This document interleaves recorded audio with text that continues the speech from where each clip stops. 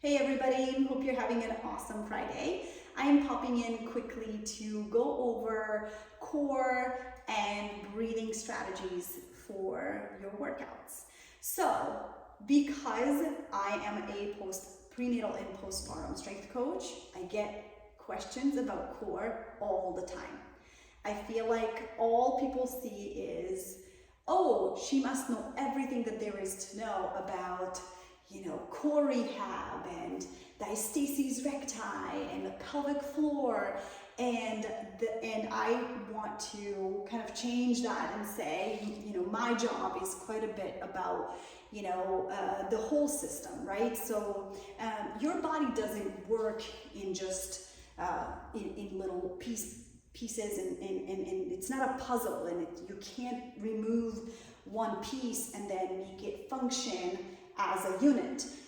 So yes, I am really good at figuring out how to best explain to a person how to stabilize in their body, right? How to best come up from a squat, but my job is not solely to do core work.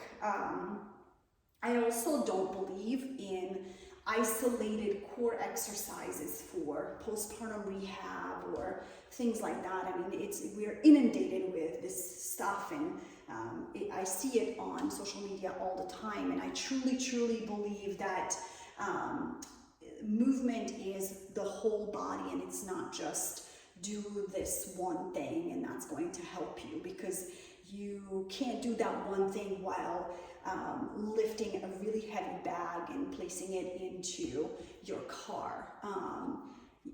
That isn't going to help you. So we got to kind of figure out a way of how do we incorporate our breath, and how do we incorporate these muscles in our abdominals, in our trunk area, in order to best support our body in the movement. And so I think I kind of want to narrow it down to two things. One is bracing, and one is engaging your deep abdominal muscles and using an exhalation. So the bracing actually is a breath hold pressure strategy.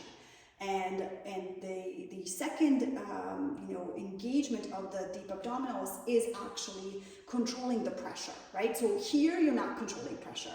You're actually adding the pressure and you're holding the pressure. Here, you're actually controlling that pressure and you're controlling it with your breath.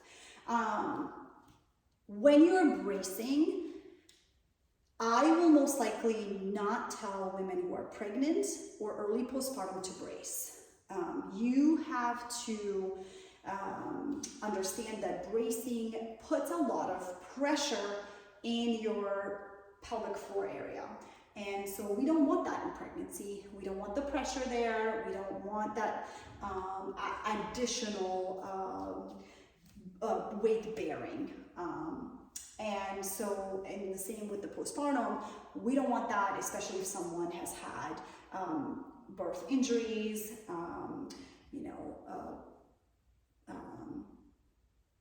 I'm like blanking right now, but if someone has had prolapse and is still struggling with any of those injuries, and should see a pelvic floor specialist first to get that resolved. But the bracing is really reserved for folks who, mamas who have had babies a long time ago and feeling really good in their bodies and doing my motherhood athlete program and feel very strong in their bodies. Bracing is a way to lift a weight without breathing, but holding the pressure in your abdominal area. So what it looks like in a deadlift is you're going to go into that deadlift position. You're going to take a deep breath in through your mouth, and you're going to hold the breath. So you're going to take it in deep, expand your abdominals. So expand as you take that, expand the abdominals, and then hold that breath, right? You're going to hold the breath throughout the whole lift. So So if you're here, you're gonna go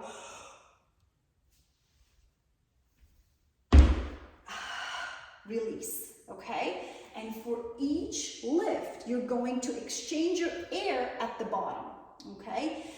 What it does, it creates pressure and it really protects the low back area from any injury. And this is why I say heavy. So you would find people who are power lifters, Olympic lifters doing this. It's also called the Valsalva maneuver, and it definitely is something reserved for really heavy lifts. Okay, so that is the bracing. Core engagement, where you access your deep core abdominal muscles, is very safe for all the stages: pregnancy, early postpartum, and beyond. I have clients who do not feel safe doing Valsalva when they do heavy lifts, and they still do the exhalation when they stand up. So for this, you would use a different strategy. What I want you to do is you're gonna go take a deep breath in, just like you're doing with the other, with the bracing. You're gonna take a deep breath in, and on your exhalation, what you're gonna do is think about having two strings attached to your hip bones. You're gonna take those strings, you're gonna bring them towards the center of your belly, right? So you're gonna engage those abdominal muscles, bring them to the center of the belly, and then think about pulling up towards your sternum, all right? So not only are you wrapping these muscles, you're engaging those muscles, but you're also pulling up towards the sternum. What this does is it really gets down deep into your inner core muscles and then into your superficial muscles as well. And that happens during your exhalation, right? So you're gonna inhale, expand, exhale, contract, and bring those muscles up into almost like a core sitting. And I don't love using that too much, but a lot of people understand that. Core sitting action, and then it comes up towards the sternum. And on that, the pelvic floor also lifts. And for with a deadlift, how that will look like is you're gonna take a deep breath in.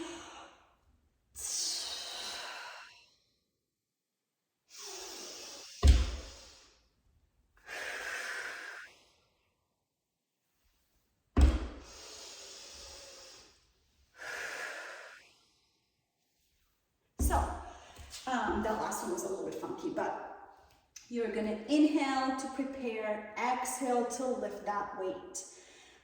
In both situations, you want to make sure that you fully relax your pelvic floor muscles after you're done, all right? Fully relax the muscles. You can shake out the legs. This is why I always say, like, shake it out. A lot of my one-on-ones know this. Shaking out those muscles, just relaxing, it kind of prompts the muscles to relax. Those are the things that I wanted to go over today. They are quite simple, but there are two different ways of using your breath and using your abdominal muscles to lift weights. Like I said, bracing or Valsalva should be really just done for those folks who are very healthy pelvic floor, and are lifting really, really, really heavy weights. Everyone else, practice deep core engagement and exhalation to really support your body in the best way possible. There's just so much more that we could go into when it comes to the core and the pelvic floor and just our whole trunk. But I think that as a trainer, this is where I'll stop, and hopefully this is going to be good tools for you in future workouts. So just remember, always exhale on the hardest part of an exercise.